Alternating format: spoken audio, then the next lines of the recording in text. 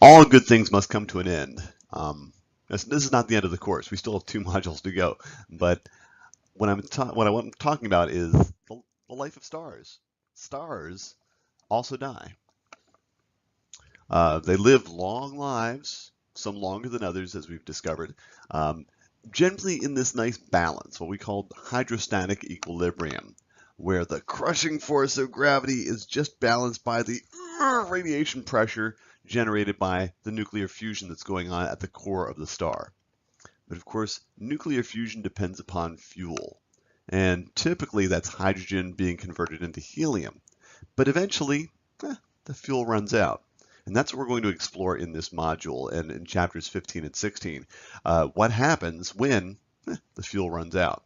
So pay particular attention to that, especially pay attention to how stars of different masses evolve differently off of the main sequence. So stars spend a long time on the main sequence. Most of their lifetimes, whether they're large mass stars, small mass stars, they spend the majority of their lifetimes in this nice main sequence balance. But eventually the balance becomes disturbed, and the path off of the main sequence is a little bit different for the different types of stars. So that's one of the main things you want to key into in this module, is the evolution of stars of different masses. And of course, there is a little sidetrack here in the beginning of this video into binary stars. This is a topic that we touched upon back in chapter 13, but I kind of held off as far as getting into it because binary stars are the topic for this week's lab activity.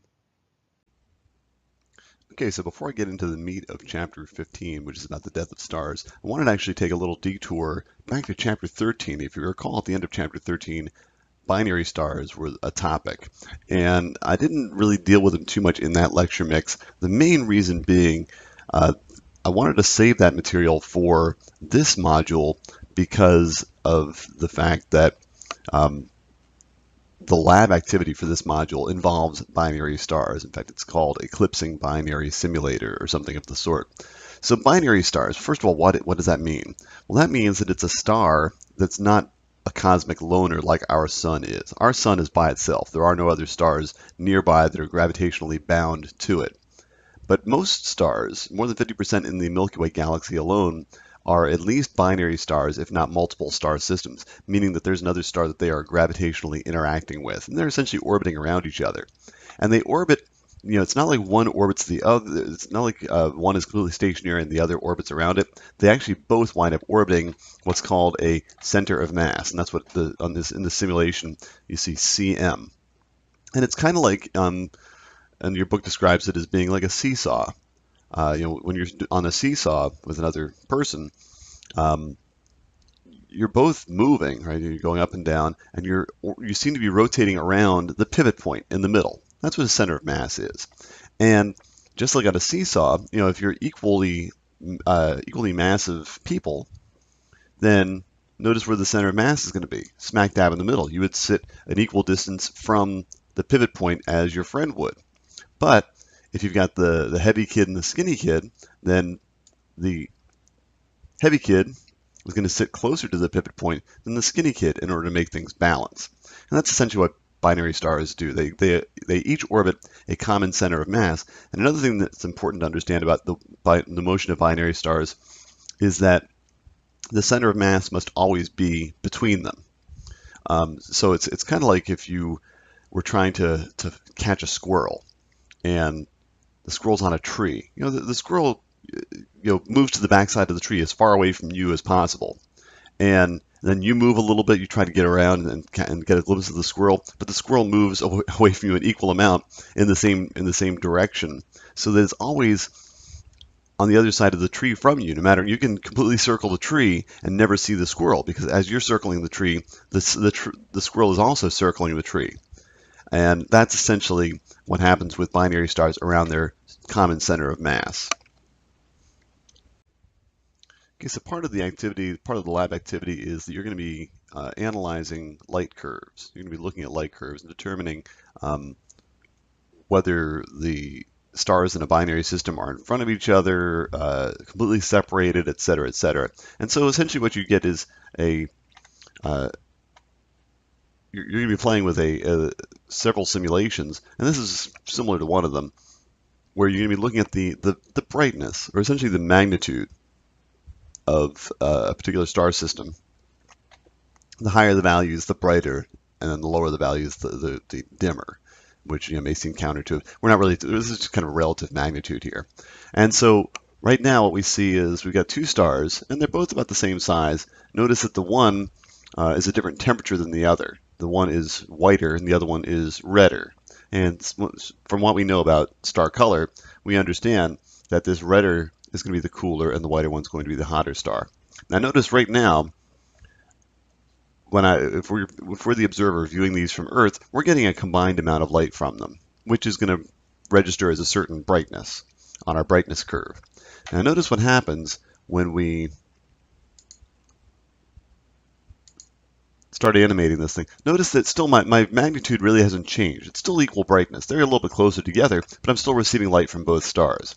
Now notice I'm going to let the cooler one start eclipsing the brighter one. It's moving in front of it. And notice what happens. My brightness now drops off a little bit. As I continue, now I've got the cooler one essentially completely eclipsing the brighter one. And notice how we see a large dip in the brightness graph. I continue along. I'm just going to let it play out. And what you notice is that there are actually two different dips for the two different eclipses. But notice that the one eclipse is not as deep as the other eclipse. And so part of the lessons you're supposed to get from the lab activity this week is to understand why that is so. Why are the dips not equal, and why do they take on the shape they do? Why are they like deep V's as opposed to, say, a bottom? There's no real bottom flat area in these dips. So these are questions for you to kind of think about and ask yourself as you're working on the lab activity this week. Okay, so this slide depicts what happens to a star. Now, this is a bigger star than our star. This is a 5 solar mass star. But we're going to see what happens as it expands and becomes a red giant. First of all, why does it expand? Well, for most of its life, as we've mentioned, it's been very happily just fusing hydrogen into helium. But eventually that ceases. There's not enough hydrogen in the core to do fusion. We have essentially this helium core, this ash, the helium ash that's been left over from the millions, perhaps billions of years of nuclear fusion that's been going on in the core. Now you're just left with helium in the center, which is not fusing. And so therefore, since we no longer have fusion going on, the core is no longer producing a radiation pressure outward. And so the core actually collapses. It starts to get crushed by gravity. But of course, that crushing process actually heats things up. So the core does heat up by virtue of the fact that the helium is essentially getting compressed. And so that gravitational infalling energy heats up the core. And so initially we have this core compression that goes on, but then we also have some heating that goes on, and that heating then heats a shell of hydrogen, this area right out here, just outside the core, and makes it just hot enough for fusion to start going on in this new shell. Remember that fusion only occurs, you have to be at least about 4 million Kelvin for the proton-proton chain to work. And it really doesn't work efficiently until you're about 10 million Kelvin.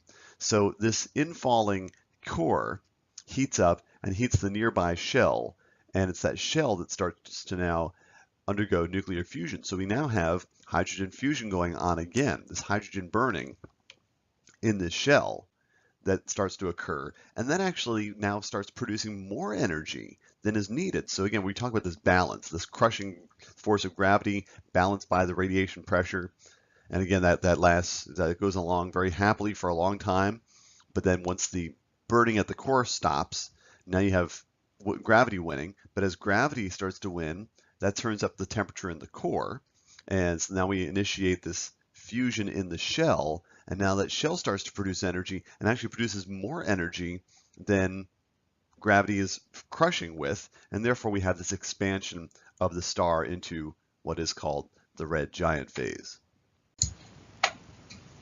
Okay, so let's think through some of the steps that are now going to occur now that our star is becoming more desperate. Remember that our star which for years we gave the gambling analogy. This is a, it's more massive than our sun, but it's not a huge star. It's a, in this case, we're talking about, we kind of shift gears. This is a 3 solar mass star. So it is bigger than our sun, but it's not a huge star. It's not the super high roller. It had a nice pile of chips, and it was making nice medium-sized bets all its life. All of a sudden, it is essentially run out of cash at the table. And so it's going to get a little more desperate. So it goes from fusing hydrogen into helium at its core. Now it has this, it's essentially gone into this step, this next step, where it's got this core of helium at its center, which is not fusing, but as we mentioned, it starts to crush the core. The core heats up. It starts to then allow this hydrogen shell outside the core to start fusion. So we wind up producing more energy, more radiation pressure than there's gravity inward. And that's why our star has essentially expanded, right? We see the star is now bigger than it was. And of course, as the star expands, all this radiation pressure pushes the outer layers of the sun outward. The star's surface actually cools as we expand it. Even though the core is nice and hot and we've got enough temperature and pressure for fusion to go on, the outer core, the outer part of the star has become less dense, has become cooler, and that's why we see on our H-star diagram a motion to the right, because the star, its surface is cooler than it was. It's a redder star than it was. But notice not much has changed as far as luminosity, because despite the fact that we got a cooler star, we also have a larger star. Notice its surface area is now so much larger. And remember, luminosity, or absolute magnitude, has to do with the area as well as the temperature. And so the temperature has gone down for our star. So we would expect a decrease in luminosity, but notice that the area has gone up. So as the area goes up and the temperature goes down, there's not a significant difference. Notice that our star is essentially moving horizontally, where the luminosity really has not changed despite the fact that our temperature has decreased. Now things continue to go on, and for this particular star, this is not the case for our sun, but for this particular star, we actually are going to get to the point where fusion actually kicks in for helium is going to occur in the core, as well as we still have the hydrogen fusion going on in this shell. And so that's going to go on for a while, and that's actually going to heat things up. That's going to cause a little motion back to the left as the star actually heats up because of the dual energy production of both helium fusion in the core, hydrogen fusion in the shell, et cetera, et cetera. And again, this is going to vary depending on your star, but you'll go through this process of kind of back and forth. Now, the gambling analogy is, remember, our player has lost money at the table. He doesn't have any more money, so he might sneak off. He's getting more and more desperate. He might go off back to his hotel room where he kept a little extra money in the lockbox. So he brings that down to the table. He's getting more and more desperate. He blows through that. That would be like the period where he's actually fusing helium. But that doesn't last very long. And then he gets more and more desperate, and he might actually go off outside the casino and sell his watch at a pawn shop to get a little extra cash to keep on playing. The star is getting more and more desperate at this point. Gravity doesn't give up. Gravity continues to try to crush the star. And so the star goes to even greater and greater lengths to try to keep itself alive, but eventually it's going to lose this battle. Remember last module we started things out with a discussion about the interstellar medium. Interstellar medium is essentially the gas and dust from which stars are born. And quite often, more than one star is born from a giant molecular cloud. In fact, hundreds, perhaps thousands of stars can be born from one particular molecular cloud. And most of these stars that are born from, say, a cloud, wind up forming a cluster. They're born essentially at the same time from the same cloud.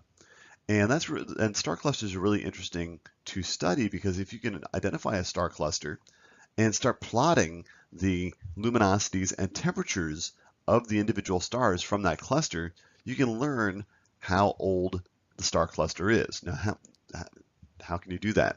Well, what you do is, again, you plot all the different stars, and what you'll notice is that they start creating our typical HR diagram shape where you see a lot of stars on the main sequence because that's where stars spend most of their time. But eventually you're going to see there's a point as you move up and left on the main sequence where you stop plotting stars on the main sequence. And that's because even though the star cluster did create very massive stars, those stars, as we talked about, are the high rollers. They burn through their material much more quickly.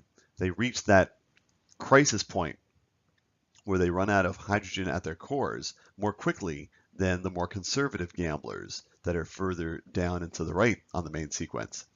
And so as you plot these stars, by knowing where that turnoff point is, that gives you an indication as to how old the star cluster is. A star cluster that has a turnoff point that is farther down and to the right of another star cluster means that that star cluster is an older star cluster. The farther up and to the left the turnoff point occurs, the younger the star cluster is. Okay, so we've seen the evolution off the main sequence into red giant of a star that's slightly bigger than our sun, 3 solar masses. Now let's talk about what happens to stars that are smaller than our sun. And it turns out something different happens to stars that are smaller than our sun. If they are less than about 0.4 solar masses, they're not going to become red giants. And the reason for that is because they've got a different structure on the inside. Remember, stars that are like our sun are radiative from the core. They are able to transfer energy via radiation for about 2/3 of the interior of the sun. And then the outer 1/3, the method of energy transfer is convection, which is essentially the mass motion of fluid, or in this case, a hot plasma that now starts to move. Well, in a small star, less than 0.4 solar masses, they are completely convective. There is no radiative zone. And so the fusion occurs at the core, fusing hydrogen into helium, but the helium doesn't just get dumped into the center. It gets completely churned. So there's a constant churning that goes on inside of a small star. And therefore you can wind up having that kind of core of helium ash developing like larger stars have. And then having those shells of hydrogen outside. In the case of a red dwarf, they are constantly churning, and therefore they never wind up reaching that stage where the core is exhausted of hydrogen and only has helium ash left over. So essentially red dwarfs will just continue to churn and churn and churn and fuse hydrogen at a very modest rate. So it does take them a long time because they're the most conservative. These are your gamblers who are only putting in 1 chip at a time, and so it takes them a long time to chew through their rather modest supply of fuel. Okay, with Sunlike stars, because they do have a convective zone and a radiative zone, they are able to essentially have a core of helium. Essentially, all that helium ash is dumped into the core, and as we mentioned, you do have expansion. Once you have a shell of hydrogen outside the core that starts to fuse, you wind up with this expansion because more energy is being produced. If things get hot enough, you can actually have helium fusion occurring in the core, especially for our star. It's probably not going to do that, but slightly larger stars will have that helium burning in the core. And eventually, once you start fusing helium, you start producing heavier elements like carbon and oxygen. So that winds up becoming the ash that makes up the core. Now I want you to pay particular attention to page 320 and read about degenerate matter, because eventually you're starting to get carbon and oxygen at the core, and unless things get hot enough for those things to fuse, and that requires an even greater temperature, now you're stuck. Again, you've got this core that is not producing energy because there's no fusion going on, and yet the crushing force of gravity is trying to squish the star. And it turns out that what prevents the star from being completely imploded is what's called electron degeneracy, the fact that electrons can't get too close to each other. And that actually holds up the star against its own gravity. Despite the fact that it can't produce any new energy, it's not fusing anything, it also doesn't get completely crushed because essentially the atoms in the core become degenerate. So I want you to pay attention on page 320 about what degeneracy is, because that's essentially the last foothold for a sun-like star. It doesn't get completely crushed because of electron degeneracy. Okay, so one of the final death stages for a Sun-like star is the formation of what's called a planetary nebula. And essentially at this point, the core has become degenerate. It no longer has the hope of doing any more fusion. You still may have a little bit of fusion in some of the shells outside of the core, but the outer parts of the star, the photosphere and the outer layers, are continuing to cool. It's becoming redder and redder, and as your book describes on page 326 and 327, the outer layers become more opaque, and that means that the energy that is being produced at the core or outside the core in the shells now is pushing on those layers, and essentially the star winds up just shrugging off some of the outer layers. Its own radiation pushes that very low density and opaque material now just essentially away out into space. And what's left winds up being just essentially the core of the star, which is what we're going to talk about next, white dwarfs. So there's a white dwarf left behind as it shrugs off the outer layers of the star material, which winds up forming what's called a planetary nebula. It has nothing to do with planets. Planets are not formed from a planetary nebula. A planetary nebula is just a cloud of material that used to be the outer layers of a star, of a dying star. So this is just the remnants of a medium mass dying star is what winds up becoming a planetary nebula. Okay, so once a red giant has shrugged off its outer layers, it's lost some mass, there's no doubt about it, but what's left is essentially this very, very small core. In fact, in the case of our sun will lose some mass as it ejects its planetary nebula, but its size is really going to be reduced. Right now, the sun its diameter is about 100 times the diameter of the Earth, but when it shrugs off its planetary nebula and goes into its white dwarf phase, it's essentially going to be the size of the Earth. So you're taking all that mass and compressing it into a much, much smaller volume, and that means the density winds up being really, really extreme. One teaspoon of white dwarf material would have a weight or a mass of about 16 tons. So you can tell that a white dwarf is a very dense object. It is not a very luminous object, despite its very high temperature. Notice that the temperature of many white dwarfs is 25,000 Kelvin. In fact, it has to be that hot in order to make the nearby cloud of gas glow, as we just discussed, as a planetary nebula. So it's hot and yet not very luminous. You might be asking yourself, why is that the case? We'll talk about it on the next slide. So notice what has happened to our star. It left the main sequence. It initially moved to the right and went through a giant phase, but then eventually, once it finishes with the giant phase, and it essentially has traded in all it could. It went back to the hotel room, and it got some extra money, and it hawked its watches, and it signed all kinds of crazy IOUs and that sort of stuff. But eventually, it's run out of any way of producing its own energy. It can't do any kind of fusion anymore. And so now notice what happens.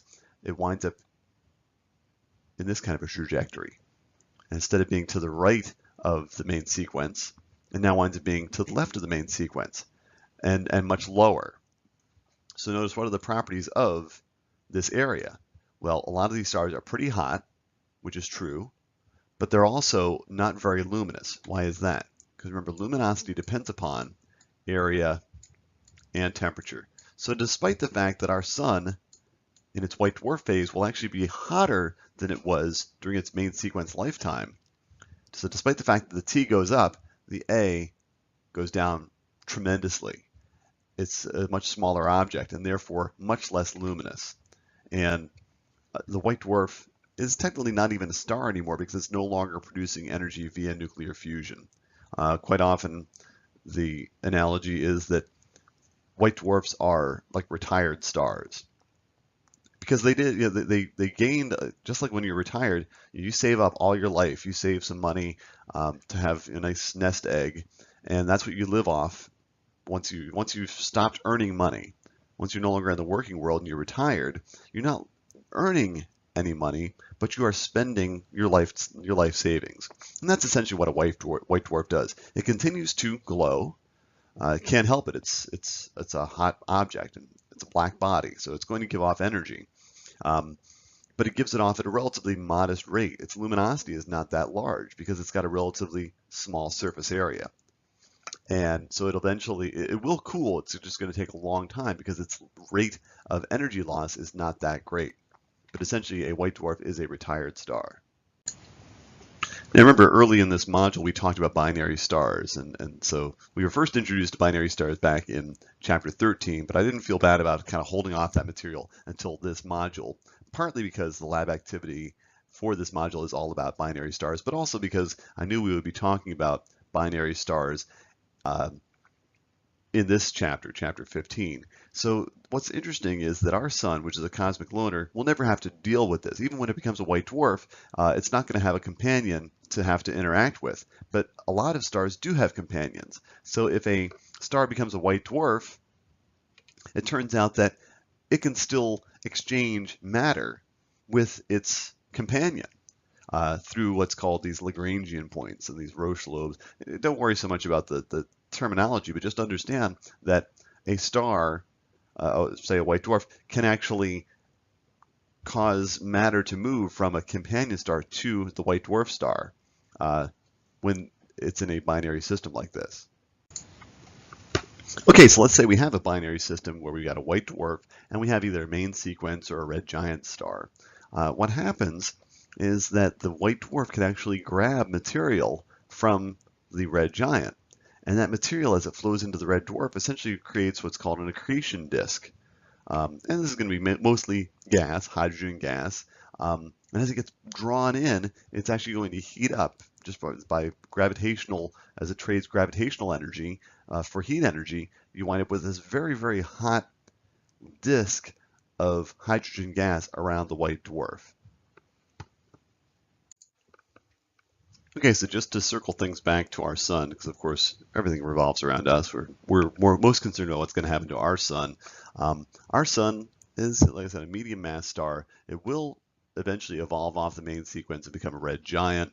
The outer layers will become as far out as perhaps the Earth's radius. So it'll be very close as far as the sun. The sun will expand and expand and expand almost to the location of the Earth's orbit.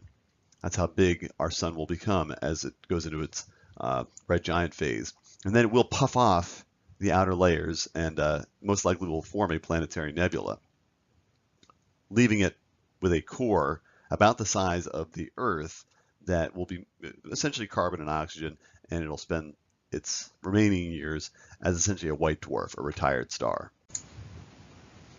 As was mentioned, our sun is not big enough to have the proper temperatures and pressures to fuse larger elements. But large stars, such as this example, a 25 solar mass star, it'll of course spend most of its life fusing hydrogen into helium. So 93% of its life is that's what it does. It's fusing hydrogen into helium, and then it runs out of helium at the center, and it forms this core that's made out of helium. And eventually it gets hot enough in that core to start fusing the helium. This is, again, the gambler who's getting more and more desperate. He goes back to the hotel room, gets some extra cash, and then he blows through that in a hurry. And now he's got carbon ash in the core, which, again, for a large enough star, it can actually start fusing carbon.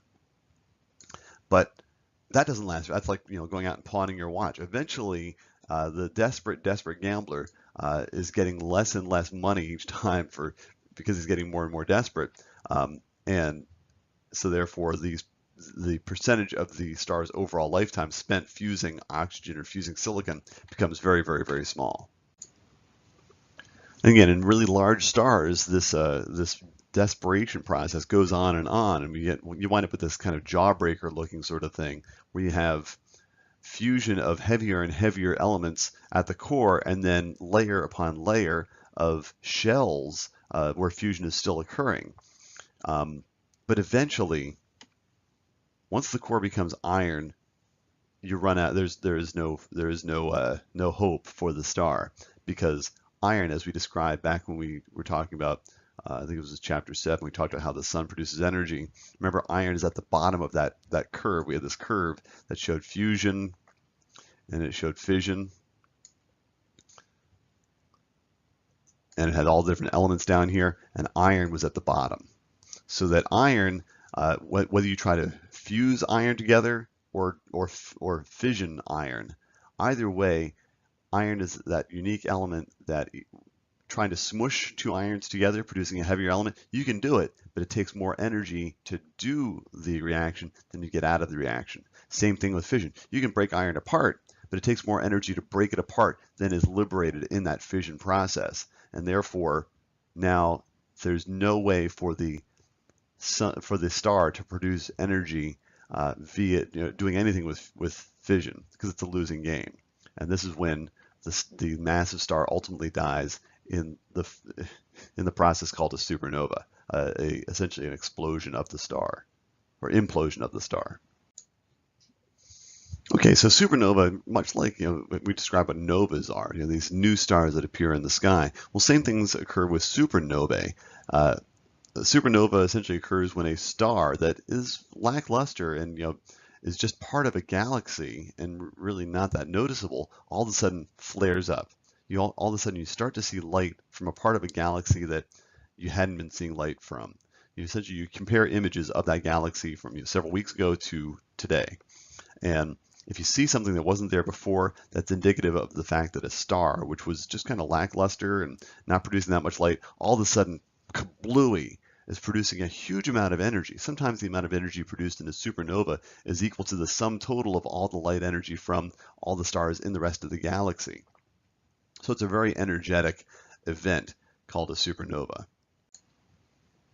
And it turns out, and I encourage you to do this, read on page 337, that there are a couple of different types of supernovae. So both of these are very explosive, very energetic processes, and they do dim down over time. The energy starts to dissipate and move away from the source of the explosion, but they don't occur in quite the same way, and that's one way of distinguishing. If you continue to monitor the brightness of the supernova, it turns out there's two characteristic types, type 1 and type 2. Type 2 is the complete destruction of a star, of a very, very supermassive star. And it's got a different curve. Notice how this curve is different for type 2 supernovae than what's called a type 1 supernovae. And a type 1 supernovae is one of those binary systems where you have a white dwarf that is accumulating material from a companion.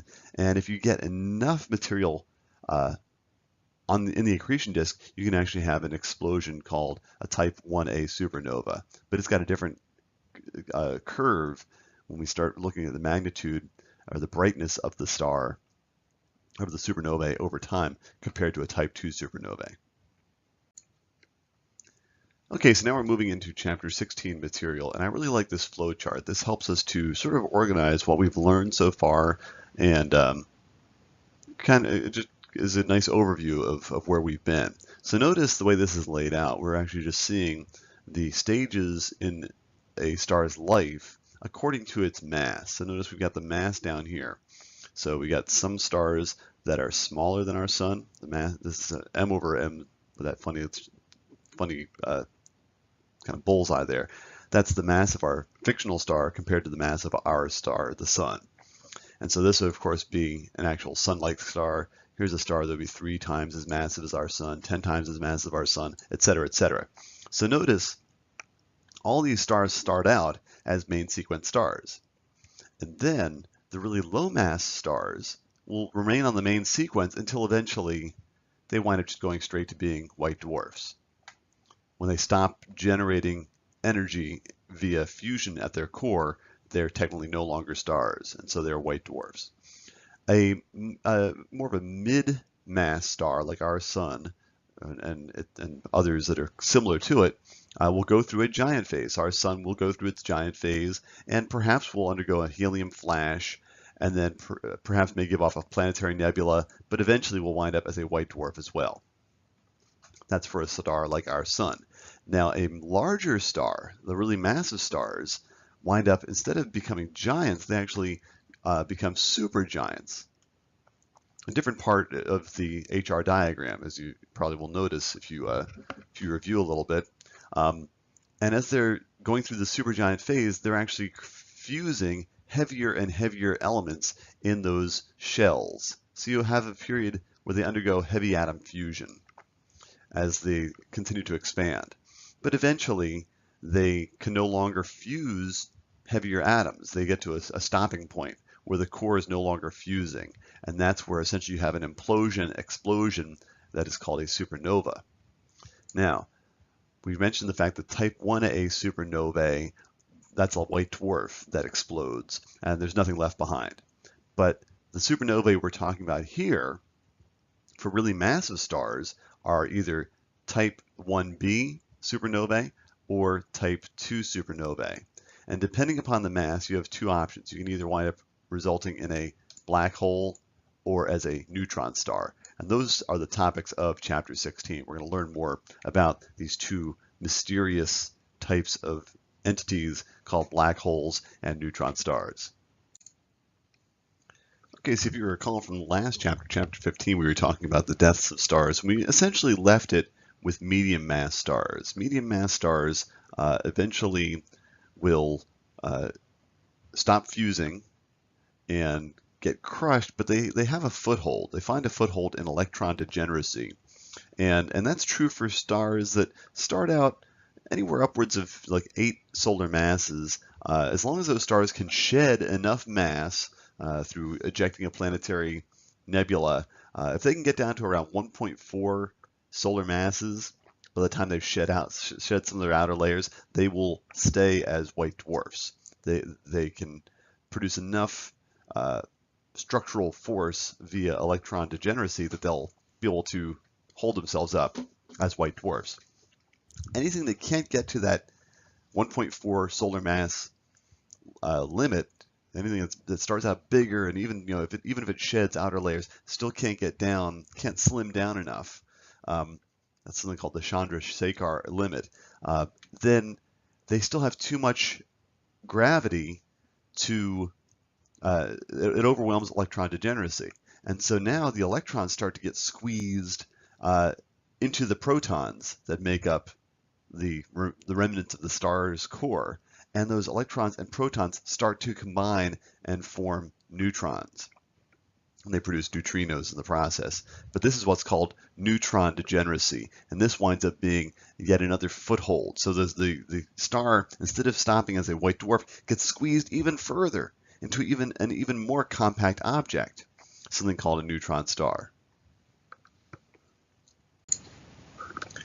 As you'll read in the textbook, pulsars were theoretically figured out before they were actually observationally discovered.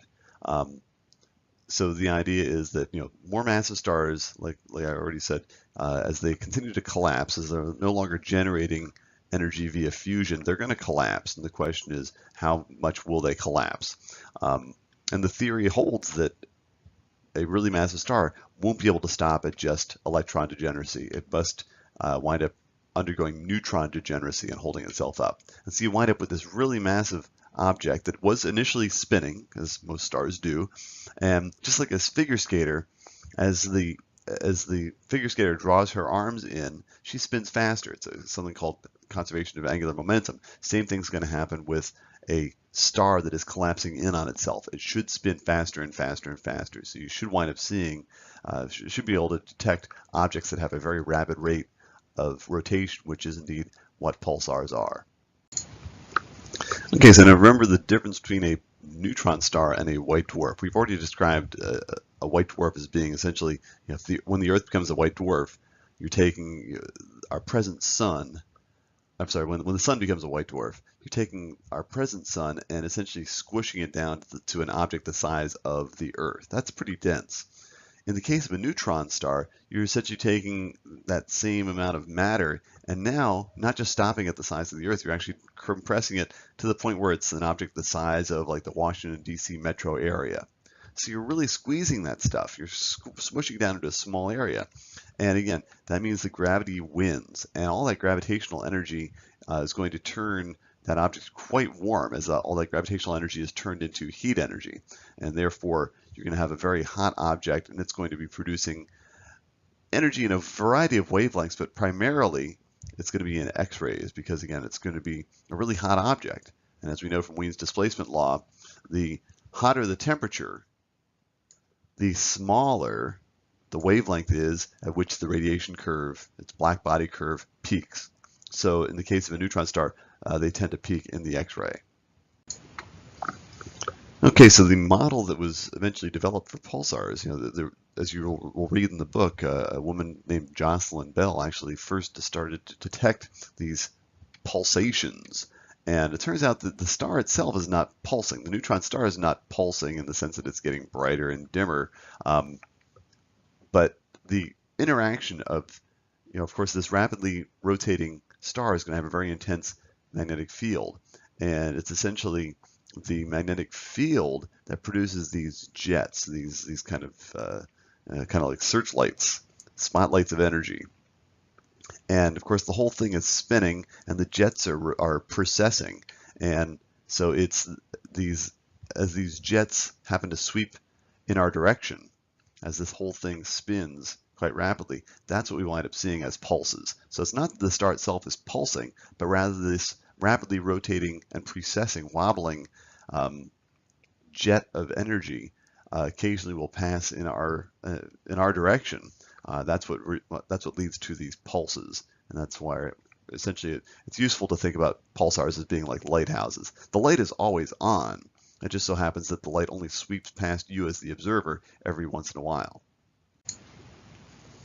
Okay, so here's a look at the Crab Nebula. Crab Nebula is essentially a supernova remnant. A star about 1,000 years ago exploded, or at least it was observed to explode by Chinese astronomers back in around 1054.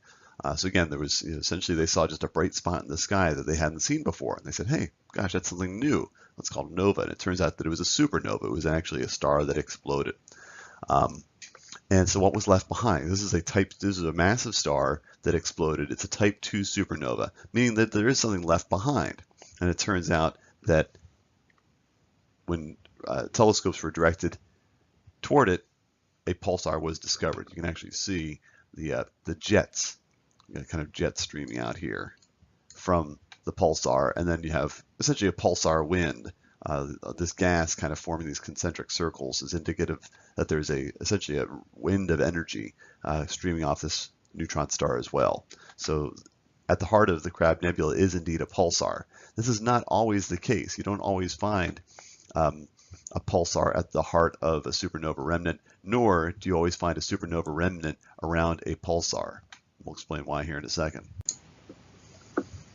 Okay, so pulsars are not always just cosmic loners. They're not necessarily by themselves. And so sometimes you do have binary systems where a neutron star is involved.